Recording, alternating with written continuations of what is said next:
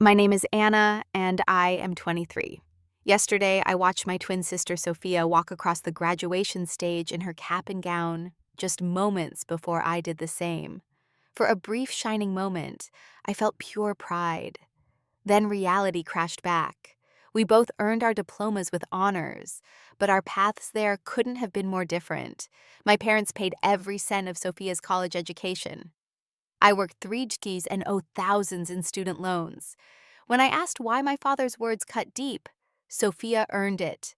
If you're watching this, drop a comment letting me know where you're from and hit that like and subscribe button before I tell you how this unfairness began and how I finally took control. I grew up in a quiet suburban neighborhood in Hartford, Connecticut, where the houses all looked similar, but what happened inside them varied greatly. Our two-story colonial with the blue shutters housed the four of us: my father, James, mother, Diana, my twin sister, Sophia, and me. My father built a successful career as an accountant at a prestigious firm in the city. Numbers spoke to him in a way people often didn't. He valued precision planning and measurable achievements. My mother taught third grade at the local elementary school. She had a natural warmth that made children feel safe and valued, though that warmth often dimmed in my father's presence. She deferred to him in most family decisions, especially financial ones. Even though Sophia and I shared identical DNA and a birthday, we were different from the start. Sophia was the organized one. Her toys were always neatly arranged, her homework completed without reminders, her room spotless. She took naturally to mathematics and science, subjects my father valued above all others. When she brought home perfect spelling tests or math quizzes, his face would light up with a pride I rarely saw directed at me. I was the creative twin. Music filled my head constantly. I loved drawing writing stories and later capturing images with a camera. My room was what my father called creative chaos, books piled next to my bed, half-finished sketches on my desk, guitar leaning against the wall. Traditional academics didn't come as easily to me, though I worked hard. I wasn't a poor student by any means, but next to Sophia's effortless excellence, my B's and occasional A's seemed lackluster. "Your sister got another A+ on her science project," my father would announce at dinner, beaming. "We might have a future scientist on our hands." When I brought home an A on an English essay about symbolism in The Great Gatsby, the response was more subdued. "Good job, Anna," he'd say without looking up from his plate. "Make sure you keep that up." Our family dynamic centered around achievement, with my father as the judge of what achievements mattered. As early as elementary school, I noticed how different his reactions were to our accomplishments. When Sophia won the fifth grade science fair with her project on water purification, my parents threw her a special celebration dinner and bought her a telescope she'd been wanting. 2 weeks later, when my short story won first place in a statewide writing contest, my mother taped the certificate to the refrigerator and baked my favorite cookies. My father nodded and said, "That's nice, Anna," before changing the subject to Sophia's upcoming math competition. By the time I was 12, I had begun trying desperately to win my father's approval through academics. I'd stay up late studying for tests, sometimes falling asleep with my face pressed against textbook pages. When I brought home a perfect score on a particularly difficult math test, I practically floated through the front door ready for the same celebration Sophia regularly received. "Dad, look."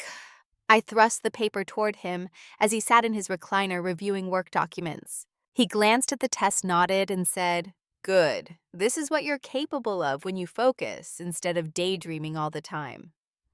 No special dinner, no gift. Just a reminder that I usually fell short of expectations. The financial inequalities started small, but grew increasingly obvious as we entered our teen years.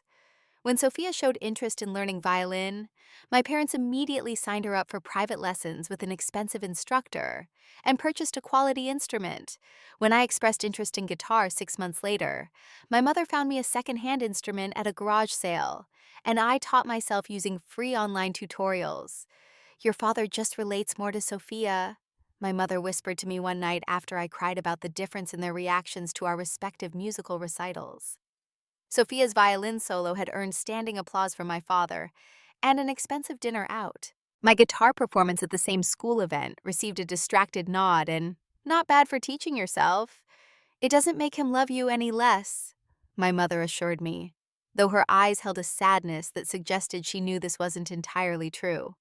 Despite the lack of parental support, my passion for photography blossomed in middle school when a friend let me borrow her digital camera for a weekend. I spent those 2 days capturing everything the way sunlight filtered through tree branches, the expressions of strangers in the park, the texture of peeling paint on an old building. Something about freezing moments in time and finding beauty in ordinary things spoke to my soul in a way nothing else had. For my 14th birthday, my mother convinced my father to get me a basic digital camera. It wasn't top of the line, but it was mine, and I carried it everywhere, developing my eye and technical skills through constant practice. I began to see the world differently, always looking for stories told without words, emotions captured in a single frame. Photography became more than a hobby, it became my voice. Freshman year of high school arrived with twin acceptance letters to Westfield Academy, a prestigious college preparatory school in our area. For the first time, I felt a spark of hope that perhaps now, with identical academic credentials at the same selective school, my father might finally see me as Sophia's equal. "Both our girls at Westfield," my mother said proudly at dinner that night, squeezing my hand under the table. My father nodded, looking at Sophia. "This will look excellent on your college applications. Harvard and Yale both favor Westfield graduates." I tried not to let my disappointment show. In 4 years, I thought I would graduate with the same diploma as Sophia.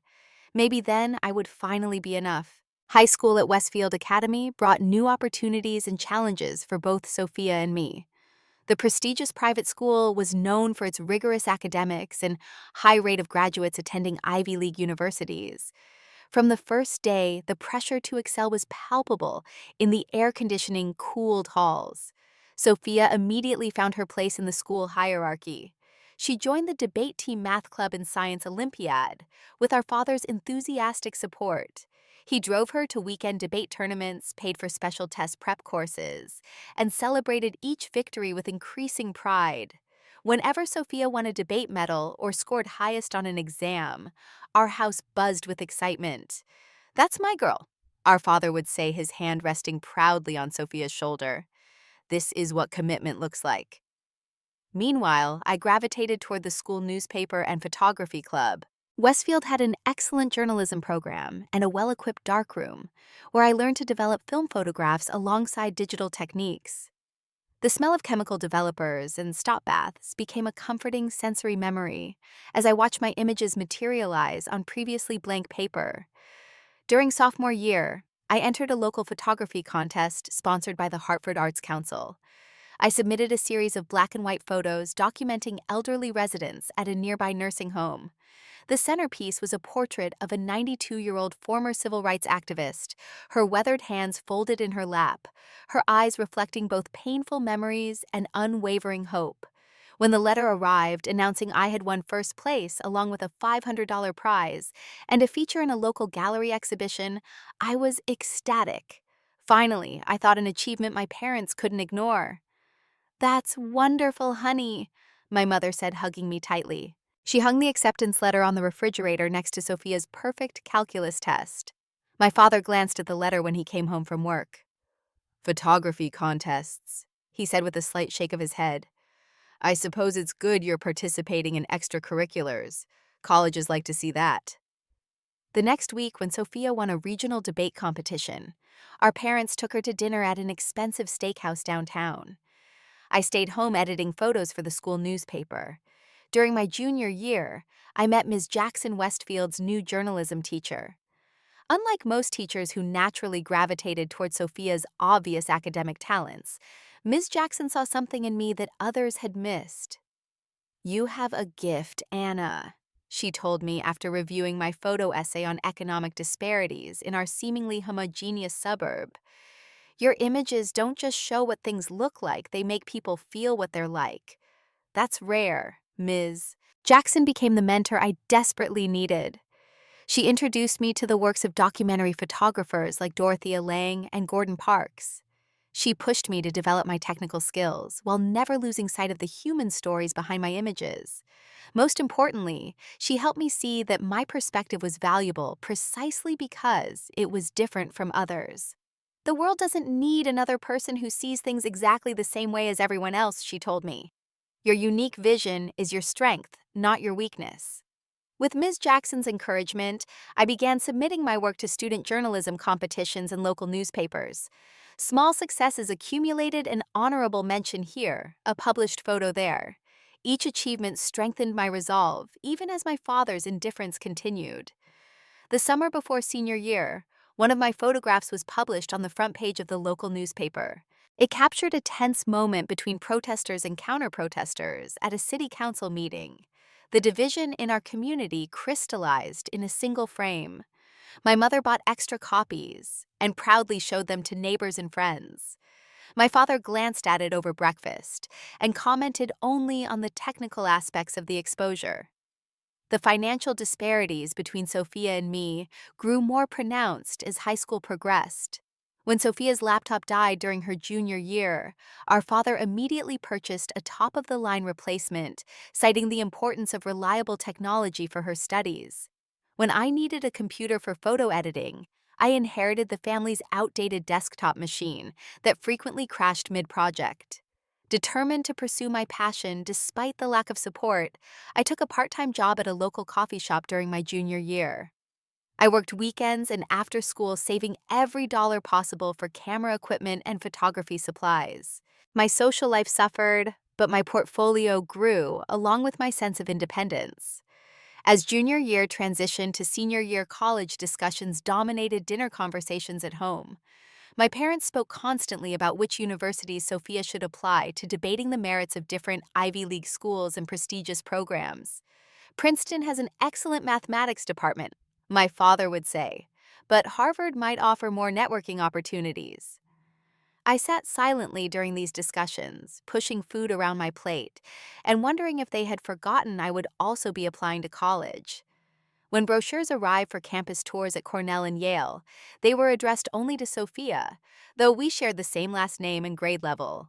One evening in September of senior year, during yet another discussion of application strategies for Sophia, I finally gathered my courage and spoke up. "What about my college plans?" I asked, my voice smaller than I intended. A moment of awkward silence fell over the dinner table. My mother looked down at her plate. Sophia glanced between our parents, a crease of concern forming between her eyebrows. "Well," my father said, finally setting down his fork, "we're focusing on Sophia's education first. Her academic record and test scores make her a strong candidate for scholarships in top universities." "And mine don't?" I asked, a hint of challenge in my tone. "You know academics haven't been your primary focus, Anna," he replied, his voice taking on the patient tone he used when explaining simple concepts. "You've been distracted with your photography and other activities. You might want to consider starting at community college. It would be more affordable." The implication was clear. They wouldn't be financing my education the way they planned to finance Sophia's. I looked to my mother hoping for support, but she only offered a sad smile. Later that night, my mother came to my room, where I lay staring at the ceiling trying to process what had happened at dinner. "Your father just wants what's best," she said softly, sitting on the edge of my bed. "What's best for Sophia?" I corrected. "Not for me." "He just doesn't understand your interests the way he understands hers," my mother said, reaching out to stroke my hair. "We've always known Sophia would go to a top university. That's been the plan since you were both little." "And there was never a plan for me?" I asked, the hurt evident in my voice.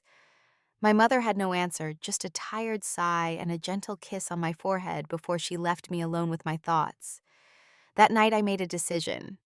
I would apply to the same prestigious universities as Sophia, including those with strong journalism and photography programs.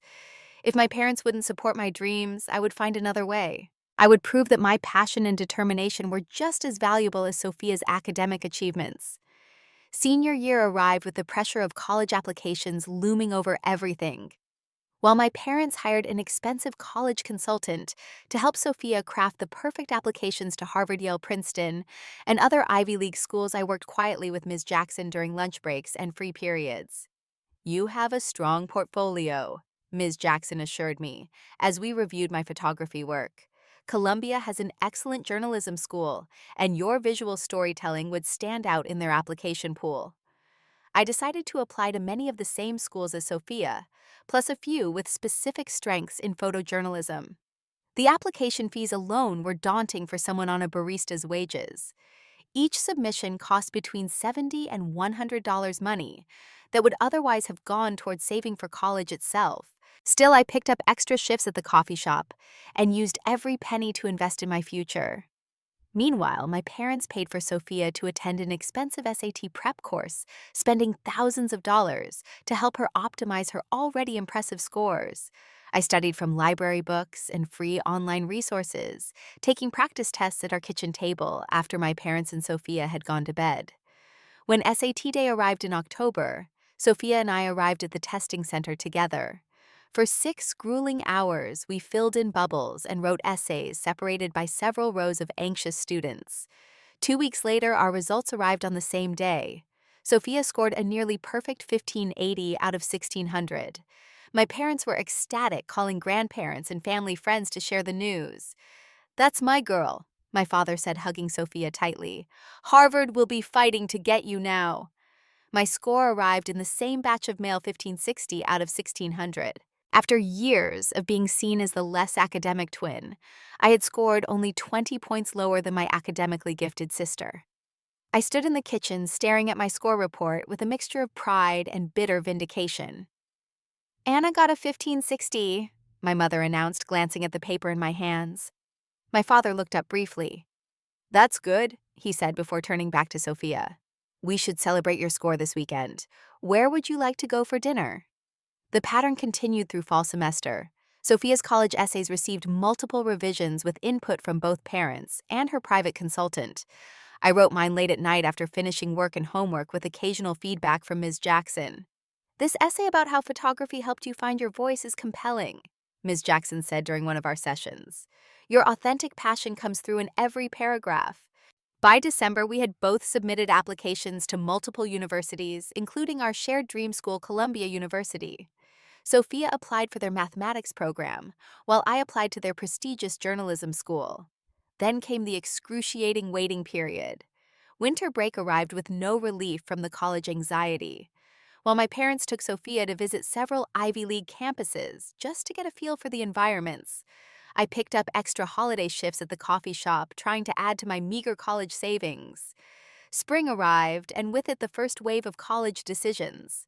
Sophia received acceptance letters from Princeton, Yale, and several other top schools. Each one prompted celebration in our household, with my father beaming with pride and my mother making Sophia's favorite meals. Then, on a rainy Tuesday in late March, we both received emails from Columbia University on the same day.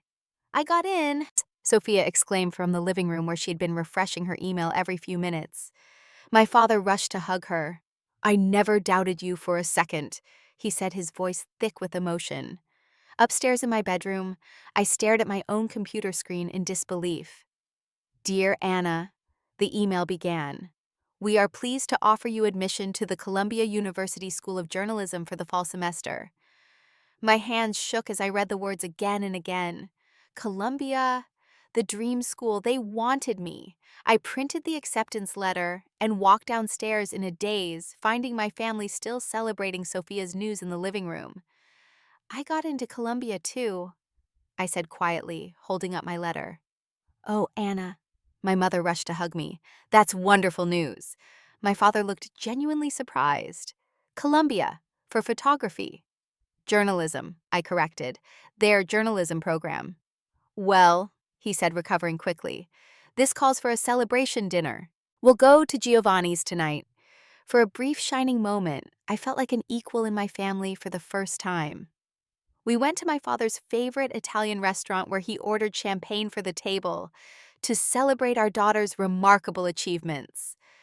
I savored every moment, thinking perhaps things were finally changing. Then over dessert, my father cleared his throat. "Your mother and I are very proud of both of you." He began, looking between Sophia and me. "And now we need to discuss the practical aspects of college." I tensed the spoonful of tiramisu halfway to my mouth. "We've been saving for Sophia's education since she was born," he continued. "Her academic focus and dedication have always made it clear she would attend a top university. The Columbia tuition is steep, but we've prepared for it." He turned to me, his expression shifting subtly. "Anna, your acceptance is certainly an achievement, but we haven't planned for financing two Ivy League educations simultaneously. Your interests have always been more fluid. We assumed you'd choose a more affordable path." "What does that mean?" I asked, though I already knew. "It means," my father said carefully, "that we can cover Sophia's full tuition, but you'll need to figure out your own financial situation. There are loans, financial aid work-study programs. Given your work experience, you're better prepared for that kind of responsibility anyway." "But that's not fair," I protested, my voice rising. "I worked just as hard. My SAT scores were almost identical to Sophia's. I got into the same university." "This isn't about the scores," my father replied, his tone hardening. "Sophia has always been focused and dedicated. She earned this. You've been distracted with your hobbies." "Hobbies," I repeated incredulously. "Photography isn't just a hobby for me. It's my passion, my future career." "James," my mother interjected softly, "perhaps we could help Anna with at least some of her tuition." My father shook his head. "We've discussed this, Diana. Our savings will cover one Ivy League education. Sophia has earned that investment." I looked at my mother, who lowered her eyes to her plate, rather than challenge my father further. Sophia sat uncomfortably silent, picking at the remains of her dessert. "So all these years," I said, my voice trembling with hurt and rage, "you never planned to support my education the same way as hers, no matter what I achieved." "Anna," my father began in his lecturing tone. "No," I cut him off, throwing my napkin on the table and standing up. "I don't want to hear more excuses about why Sophia deserves your support, and I don't." I walked out of the restaurant, tears blurring my vision. Behind me, I could hear my mother calling my name, but I didn't turn back. At home, I locked myself in my room and called Columbia's financial aid office, leaving a desperate voicemail about my situation. Then I researched student loans until my eyes burned from staring at the screen. The numbers were staggering, the debt I would need to take on terrifying. But the alternative, giving up on Columbia after fighting so hard to get accepted, seemed even worse. That night, I made a decision. I would attend Columbia with or without my parents' support. I would find a way to make it work, even if it meant working multiple jobs and graduating with massive debt. I refused to let my father's favoritism determine my future. August arrived, with moving day looming just weeks away. All summer long, I had worked double shifts at the coffee shop and taken a second job photographing real estate listings for a local agency. Every penny went into my college fund, though the total remained discouragingly small compared to the cost of tuition, housing, and books at Columbia. My parents had spent the summer taking Sophia shopping for dorm essentials, new bedding, a mini refrigerator, desk supplies, and an entirely new wardrobe suitable for an Ivy League freshman. I cobbled together my own college supplies from secondhand stores and clearance racks, carefully calculating each purchase against my limited budget. The financial aid package I received from Columbia helped significantly, but still left a substantial gap. I had maxed out federal student loans and secured a work-study position in the university library, but I would need to find additional employment off campus to make ends meet. Moving day arrived with a flurry of activity. My father rented a small moving truck for Sophia's things, while my own belongings fit into the back of my mother's sedan. We drove separately to New York City, the 3-hour journey giving me time to prepare mentally for the next chapter. The contrast between our situations became painfully clear during move-in. Sophia's spacious dorm room in the newer residential building came with large windows and modern amenities. My financial aid housing placed me in an older dormitory with smaller rooms and shared bathrooms down the hall.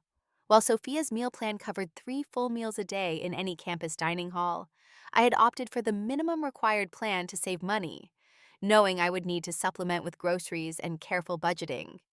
"Your room is cozy," my mother said kindly as she helped me arrange my things. My father stood awkwardly in the doorway, seemingly unsure of his role now that the financial discussions were finished. He had paid Sophia's tuition and housing in full before we left Connecticut. My first semester's tuition had been cobbled together from financial aid loans and my summer savings with barely enough left over for books. "I'm sure you'll make it work," my father said, finally checking his watch. "We should go help your sister finish setting up before we take you both to dinner." After a stilted goodbye dinner, where my father spoke primarily about Sophia's course schedule and extracurricular plans, my parents left us both at Columbia to begin our college journeys. Standing on the steps of my residence hall, watching their car drive away, I felt a complex mixture of abandonment, determination, and relief. Classes began, and with them, my exhausting new schedule. My days started at 6 in the morning for a shift at the library before classes. Afternoons were filled with journalism and photography courses where I thrived despite my exhaustion. Evenings and weekends, I waited tables at a busy restaurant near campus, often returning to my dorm well after midnight to tackle homework before collapsing into bed for a few hours of sleep. My roommate Jessica quickly became an unexpected source of support. The daughter of a single mother from Arizona, she understood financial struggles in a way many Columbia students didn't. "My mom took out a second mortgage on our house to help with my tuition," she confided one night as we both studied late. "She didn't want me to know how much she sacrificed." Jessica's friendship helped ease the loneliness I felt watching other students, including Sophia, enjoy the full college experience without financial worries. While they attended campus events, joined clubs, and socialized freely, I calculated whether I could afford a coffee between classes or needed to save that $4 toward next month's phone bill. Despite these challenges, I found joy and purpose at the university newspaper. My photography skills earned me a position as a staff photographer within the first month, and soon my images were appearing regularly in print and on the paper's website. The newspaper office became my sanctuary, a place where my talent mattered more than my financial limitations. Family visits highlighted the ongoing disparity.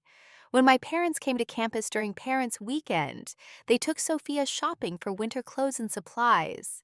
For me, they brought a small care package of homemade cookies and toiletries my mother had assembled. My father asked perfunctory questions about my classes, but seemed uncomfortable discussing my financial situation or work schedule. "Your father means well," my mother whispered as we hugged goodbye. "He just doesn't know how to connect with you." Sophia, for her part, seemed increasingly uncomfortable with the imbalance. She began making small gestures to help, offering to share her meal swipes when she noticed I was eating ramen noodles for the third night in a row, or buying me coffee when we met between classes. "You shouldn't have to work so hard just to be here," she said, once watching me rush from class to my waitressing job. "It's not right. I'm managing," I replied, not wanting to make her feel guilty for a situation that wasn't her fault. But the truth was, I was barely managing. By the middle of sophomore year, my exhaustion had reached critical levels.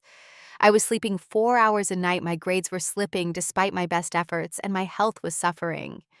The constant stress of financial precarity wore on me daily, especially when tuition increased by $3,000 for the upcoming year. The breaking point came during a meeting with the financial aid office, where I learned that despite my excellent academic performance, my aid package would not increase to match the tuition hike.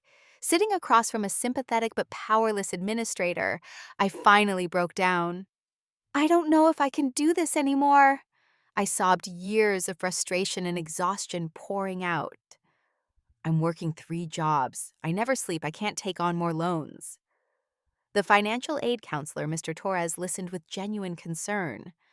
Unlike most administrators I'd encountered, he seemed to truly see me as a person, rather than just another case file. "Let me see what I can do," he said, making notes in my file. "There's an emergency scholarship fund for situations like yours. Your journalism professor submitted some of your published work to me, and it's exceptional. We don't want to lose students with your talent because of financial barriers." 2 weeks later, Mr. Torres called me with news that changed everything. I had been awarded an emergency scholarship covering the tuition increase and providing a small stipend for living expenses. For the first time since arriving at Columbia, I could reduce my work hours slightly without fear of being unable to pay my bills. Mr. Torres became another important mentor, helping me navigate the complex financial systems of higher education and encouraging me to apply for journalism scholarships. Under his guidance, I secured additional funding for my junior and senior years, easing some of the constant pressure, though still leaving me with substantial student loan debt. As my journalism began earning recognition through student awards and publications beyond campus, I found a bitter irony in my parents' reactions. They seemed proud of my achievements, but still viewed them as less significant than Sophia's academic accomplishments in mathematics. "Your photos in that magazine were very nice," my father commented during a rare phone call. "Sophia just published a research paper with one of her professors. Did she tell you they're submitting it to a major mathematics journal?" Even my growing success couldn't shift the hierarchy in my father's mind. By the end of junior year, I had accepted that his approval might never come no matter what I achieved. This realization was both painful and freeing. If I would never be enough in his eyes, perhaps I could stop trying so hard and focus instead on being enough in my own.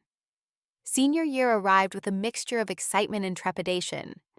The long journey through Columbia was approaching its end, but the mountain of student debt loomed in my future.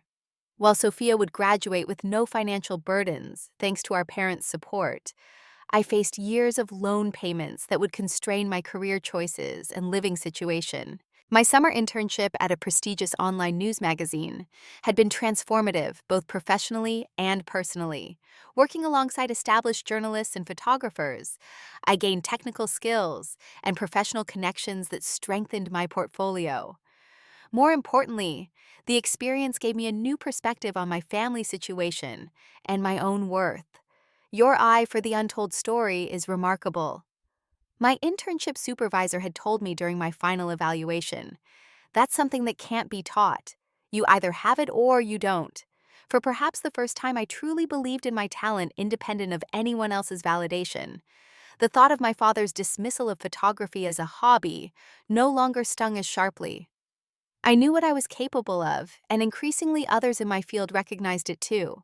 Despite this growing confidence, the financial reality of my situation caused constant anxiety. By November of senior year, my student loan debt had reached nearly $100,000, a number that made me physically ill when I allowed myself to dwell on it. I worked with Mr. Torres to explore loan forgiveness programs and income-based repayment options, but the debt would shape my financial future for decades to come. The stress culminated during finals week of fall semester. After 3 sleepless nights preparing for exams while maintaining my work schedule, I found myself unable to focus on the photography project due the next day. The images blurred before my eyes as a panic attack took hold my breath, coming in short gasps, tears streaming down my face. That was how Sophia found me when she came to my dorm room with coffee and snacks for a study break. She had been doing this more frequently during our senior year, small gestures of support that reflected her growing awareness of the inequity between us. "Anna," she exclaimed, setting down the coffee and rushing to my side. "What's happening? Are you okay?" "I can't do this anymore," I sobbed, gesturing at the scattered photos, textbooks, and the spreadsheet tracking my loan payments. "I'm drowning, Sophia. The debt, the work trying to build a portfolio while waiting tables until midnight. It's too much." Sophia sat beside me on the narrow dorm bed, her arm around my shoulders. For several minutes, she just held me while I cried years of exhaustion and resentment pouring out. "I've wanted to talk to you about this for so long," she said finally, her voice uncharacteristically tentative. "What Mom and Dad did, paying for everything for me and nothing for you, it's not right. I've known it wasn't right for years." "Then why didn't you say anything?" I asked, wiping my eyes with the back of my hand. "I was a coward," she admitted, looking down. "I didn't want to lose their approval, their support. I told myself it wasn't my place to question their decisions. But watching you work yourself to exhaustion, while I focus solely on my studies, it's been eating me alive with guilt." For the first time, we had an honest conversation about the favoritism that had shaped our lives. Sophia confessed that she had considered offering to share some of the money our parents gave her, but feared it would seem condescending. I admitted the complicated mix of love and resentment I felt toward her, knowing the disparity wasn't her fault, but sometimes unable to separate her from the preferential treatment. "I love you, Anna," Sophia said, squeezing my hand. You're the strongest person I know. The way you fought for your education and your passion inspires me. I've had everything handed to me, but you've earned every single accomplishment through sheer determination. Her words, so similar to what my father always said about her, struck me differently coming from Sophia. Perhaps we had both earned it in different ways. That conversation began a healing process between us, separate from our relationship with our parents. As winter break approached, I felt lighter, knowing Sophia truly saw and acknowledged the injustice, even if our parents never would. Christmas at home was tense that year. My father spoke endlessly about Sophia's graduate school options and the prestigious mathematics fellowship she had been nominated for. When a relative innocently asked about my post-graduation plans during Christmas dinner, my father's response ignited the confrontation that had been brewing for years. "Anna has her photography thing," he said dismissively. "I'm sure she'll find something, though the job market for that sort of creative field is challenging." The casual disregard in his tone, after 4 years of working myself to exhaustion to earn the same degree as Sophia, broke something inside me. 22 years of swallowed hurt and resentment boiled over. "My photography thing," I repeated, setting down my fork with a clatter. "You mean my award-winning photojournalism that's been published in national magazines, the career I've built while working 3 jobs because you decided I wasn't worth investing in?" A shocked silence fell over the dinner table. My mother looked alarmed, my aunts and uncles uncomfortable. Sophia reached under the table to squeeze my hand in solidarity. "Anna, this isn't the time." My father began, his tone warning. "When is the time, Dad? When have you ever wanted to talk about the fact that you decided when we were children that Sophia deserved your financial support and I didn't? That her interests were valuable and mine were just hobbies, that she earned your investment, but I somehow didn't—" "You're being dramatic," my father said, though I could see uncertainty in his eyes. "We had limited resources for education, and Sophia showed a consistent commitment to academic excellence." "So did I countered, my voice rising with emotion. "I maintained nearly the same GPA as Sophia throughout high school. I scored almost identically on the SATs. I got into the same university, and yet you had a college fund for her and nothing for me." My mother finally spoke, her voice quiet but steady. "Anna is right, James. We did treat them differently, and it wasn't fair." My father looked at her in surprise.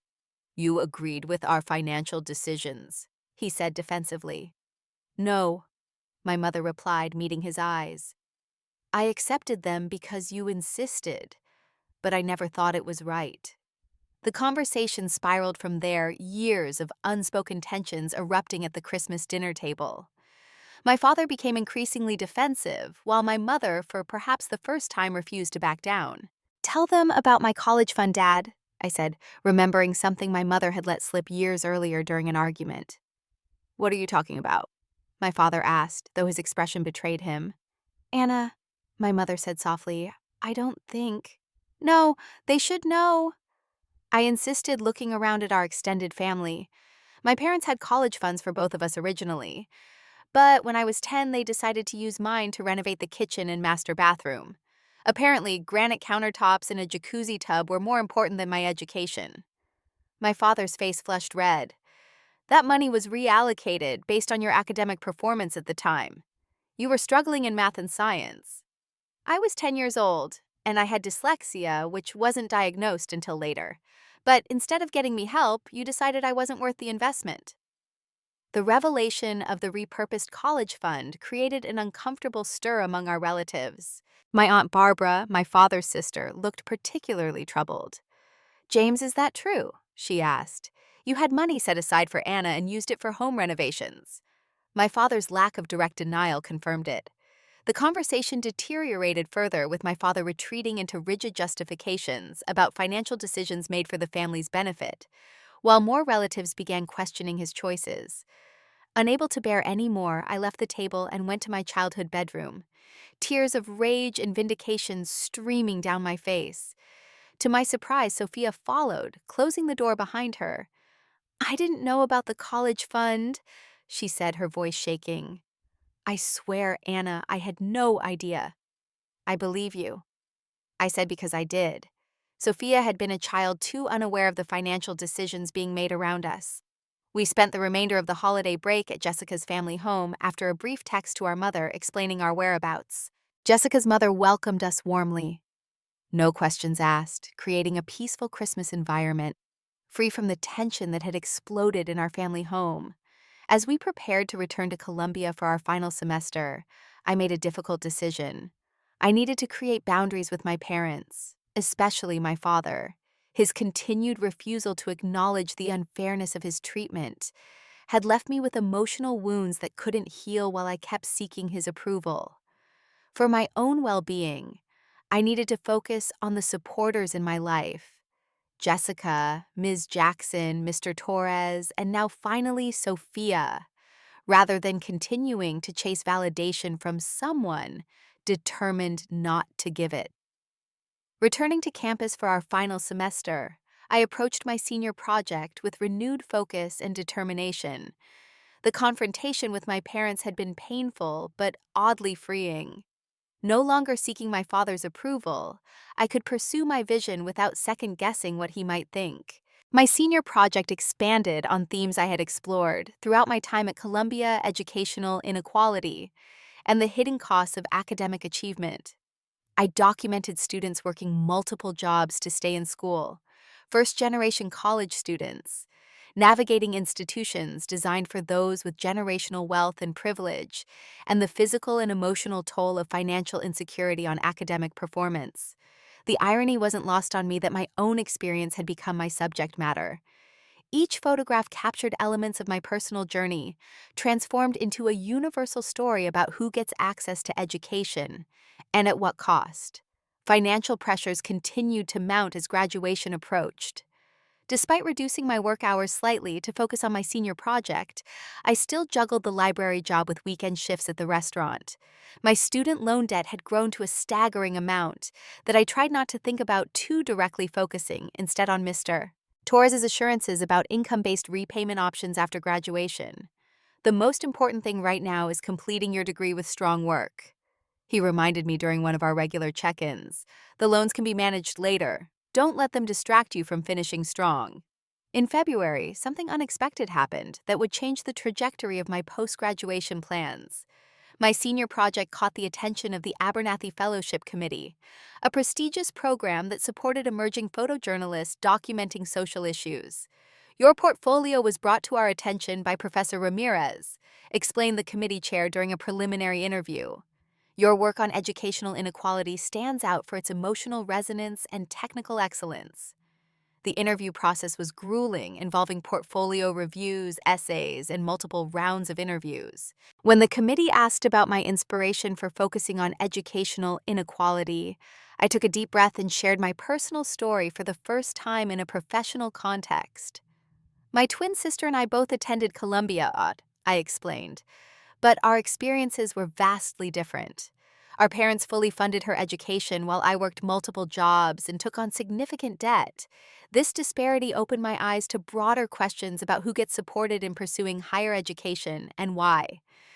Rather than seeing my personal connection as a liability, the committee appreciated the authentic passion behind my work. "The best documentary photography often comes from lived experience," one judge commented. "You've transformed your personal struggle into a powerful visual narrative about systemic issues." As the fellowship selection process continued, my professional network expanded through connections made in interviews and portfolio reviews. Established photojournalists expressed interest in my work, offering mentorship and introductions to editors and publications. For the first time, I could envision a viable career path beyond graduation, despite my financial constraints.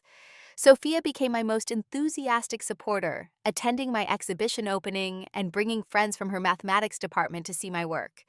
Our relationship had transformed since our honest conversation, growing into a true friendship based on mutual respect and understanding, rather than the complicated dynamics of our childhood. "These photographs are incredible, Anna," she said at the exhibition, standing before a particularly powerful image of a student sleeping in the library after an overnight work shift. "You've made something meaningful from all the struggle. I'm so proud of you." Her words meant more than she could know. After years of feeling less valuable than her in our family's eyes, having Sophia's genuine admiration and support helped heal something broken inside me. My parents made occasional attempts to reconnect after the Christmas confrontation, though these communications remained strained. My mother called weekly, making sincere efforts to take interest in my photography and senior project. These conversations were cordial but guarded, as I maintained emotional boundaries to protect myself from further disappointment. My father's attempts were more awkward. His emails focused on practical matters like graduation logistics, avoiding any mention of our confrontation, or the years of unequal treatment. He seemed incapable of acknowledging the hurt he had caused or offering any genuine apology. I responded politely but briefly to these messages, no longer expecting the validation I had once desperately sought. In March, Ms. Jackson made a surprise visit to New York to see my exhibition. Seeing my high school mentor standing in the university gallery studying my photographs with evident pride brought tears to my eyes. "I knew you had this in you from the beginning," she said, hugging me tightly. "Your talent was always obvious to those who took the time to look." After viewing the exhibition, Ms. Jackson introduced me to an alumnus from Columbia's journalism program, who worked as a photo editor at a major digital news platform. This connection led to coffee meetings and portfolio reviews that would eventually result in job opportunities after graduation. "The industry needs fresh perspectives like yours," the editor told me during one of these meetings. "Your technical skills are impressive, but it's your eye for the human story that makes your work stand out." As April arrived and graduation loomed just weeks away, I received life-changing news. I had been awarded the Abernathy Fellowship. The prestigious award included a $20,000 stipend mentorship from established photojournalists and connections to publications interested in my work on educational inequality.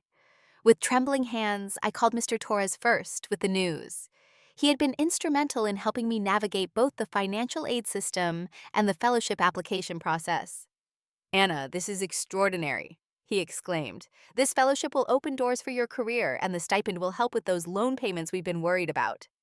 Next, I called Sophia, who screamed with joy and insisted on taking me out to dinner to celebrate despite my protests about the expense. "You've earned this," she said, firmly echoing our father's words, but reclaiming them for a different purpose. "Let me celebrate your success the way you've celebrated mine." Over dinner at a restaurant we could never have afforded on our student budgets, Sophia raised her glass in a toast. "To my brilliant sister who fought twice as hard for every opportunity and still came out on top. I've never admired anyone more." For the first time in years, perhaps in my entire life, I felt a sense of professional validation that wasn't shadowed by comparison to Sophia or tainted by my father's dismissal of my chosen field. The fellowship committee, my professors and industry professionals, had judged my work on its own merits and found it valuable. My path had been harder, but perhaps the struggle had shaped my perspective in ways that made my work unique and compelling. As graduation day approached, I prepared for the ceremony with mixed emotions. Pride in my accomplishments competed with lingering hurt about the disparate paths Sophia and I had traveled to reach the same stage. Excitement about the fellowship and emerging career opportunities mingled with anxiety about the student loan debt that would follow me into this new chapter. But beneath these complicated feelings ran a current of hard-won confidence. I had earned my place at Columbia and in the competitive field of photojournalism, not because someone cleared the path for me, but because I had blazed my own trail despite the obstacles. Whatever happened on graduation day or beyond, I knew with certainty that I had truly earned every achievement through my own determination and talent. Graduation day dawned bright and clear, the kind of perfect spring morning that seemed designed for new beginnings. In my small dorm room, I carefully ironed my graduation gown, the blue fabric symbolizing both the culmination of my Columbia journey and the beginning of whatever came next. A knock at the door revealed Sophia already dressed in her identical gown, her cap tucked under her arm. "Ready for the big day?" she asked, her smile both excited and tentative. Though our relationship had healed significantly over the past months, graduation day carried emotional weight for both of us, a tangible reminder of our parallel yet vastly different college experiences. "As ready as I'll ever be," I replied, returning her smile. "Did Mom and Dad arrive yet? They're checking into their hotel. They'll meet us at the ceremony." We spent the next hour preparing together, helping each other arrange our caps and tassels, taking photos to commemorate the occasion. In these quiet moments together, I felt the twin connection that had sometimes been overshadowed by our parents' differential treatment. Despite everything, Sophia and I shared a bond that no one else could fully understand. "I want you to know," Sophia said as she adjusted my cap, "how proud I am to be your sister. The way you fought for your education, your art, your future. It's incredible, Anna. You're incredible." Her words brought unexpected tears to my eyes. "Thank you," I whispered, hugging her tightly. "That means more than you know." The graduation ceremony itself passed in a blur of emotions and formal rituals. Sitting among thousands of my classmates in Columbia's grand outdoor ceremony, I spotted my support network scattered throughout the audience. My parents sat together near the front, my mother waving enthusiastically when she caught my eye. Jessica and her mother had driven from Connecticut to celebrate with us. To my surprise and delight, Ms. Jackson and Mr. Torres had also come sitting together and beaming with pride. When my name was called and I walked across the stage to receive my diploma, a chorus of cheers erupted from these scattered supporters. The certificate in my hand represented not just academic achievement, but personal triumph over financial obstacles and familial dynamics that might have derailed my education entirely. After the ceremony, we gathered on the lawn for photos and congratulations. My mother hugged me tightly, whispering, "I'm so proud of you, Anna. So proud." My father stood awkwardly at her side, clearly uncomfortable, but making an effort. "Congratulations," he said, offering a brief hug. "Your mother and I got you a graduation gift." He handed me a small wrapped package. Inside was a beautiful leather portfolio case, perfect for presenting my photography to potential employers and clients. It was thoughtful and appropriate for my career path, suggesting he had perhaps begun to take my profession more seriously. I thanked him sincerely, appreciating the gesture, while maintaining the emotional boundaries I had established. The real test came during the post-graduation family gathering at a restaurant near campus. As we settled around the table, the elephant in the room, the dramatic disparity in how our educations had been funded, loomed large in the conversation pauses and careful topic selections. After our appetizers arrived, I decided to address the issue directly, not to reopen wounds, but to establish clarity about our relationship moving forward. "I want to talk about something," I said, setting down my water glass. All eyes turned to me, my father tensing visibly. "Today marks the end of our college journeys." I continued, looking between my parents. "Sophia and I are both graduating with the same degree from the same university. The difference is that Sophia leaves without debt, while I owe nearly $100,000 in student loans." My father began to speak, but I held up my hand. "I'm not asking for money now, that ship has sailed. But I do want clarity about what happened and where we go from here." With a calmness that surprised even me, I explained how their differential treatment had affected me. Not just financially, but emotionally, shaping my self-worth and my relationship with both of them. I don't need an apology. I concluded, though part of me still wanted one. What I need is acknowledgement of what happened and some understanding of whether things will be different moving forward. My mother reached across the table to take my hand, tears streaming down her face. "You're right, Anna. We failed you. I failed you by not standing up for you more strongly. The way we handled your education was deeply unfair, and I am sorry, even if that doesn't change anything now." My father sat in uncomfortable silence for several moments before speaking. "I made financial decisions I thought were best for the family," he said finally. "I recognized Sophia's academic gifts early and prioritized resources accordingly." "And you never saw my gifts," I said quietly. "Not until other people validated them." He shifted in his seat. "I didn't understand your interests," he admitted reluctantly. "Photography seemed impractical. I wanted security for you both." "So you secured it for one of us and left the other to fend for herself," I replied, keeping my voice steady. For the first time, my father seemed to truly hear the implications of his choices. "I never intended to make you feel less valued," he said slowly. "I thought I was being practical, but perhaps I was blind to certain realities." It wasn't exactly an apology, but it was the closest thing to acknowledgement he had ever offered. I nodded, accepting what he could give, while recognizing the limitations of what our relationship might ever be. "I've been offered the Abernathy Fellowship," I announced, changing the subject slightly. "It's one of the most prestigious opportunities for emerging photojournalists." "Anna, that's wonderful news," my mother exclaimed. To my surprise, my father asked several thoughtful questions about the fellowship and what it would mean for my career. Perhaps he was finally beginning to see my chosen path as legitimate, worthy of the same respect he had always given Sophia's mathematical pursuits. After dinner, we parted with tentative hugs and promises to stay in touch. My parents returned to Connecticut the next morning, while Sophia and I began the process of moving out of our respective dorm rooms and into the next chapters of our lives. 3 months after graduation, I settled into a small apartment in Brooklyn with Jessica, who had accepted a position with a nonprofit education organization in the city. The fellowship provided enough financial support to cover part of my living expenses and minimum loan payments, while a part-time position with the digital news platform I had connected with through Ms. Jackson's introduction covered the rest. Slowly, I began rebuilding my relationship with my mother on new, more balanced terms. She made genuine efforts to understand my work and respect my boundaries. We spoke weekly on the phone, and she visited the city occasionally, always expressing interest in my latest projects and career developments. My relationship with my father remained more distant, though civil.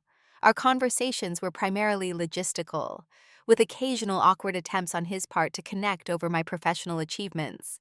I accepted these gestures for what they were: the best he could offer given his fundamental inability to acknowledge the damage his favoritism had caused.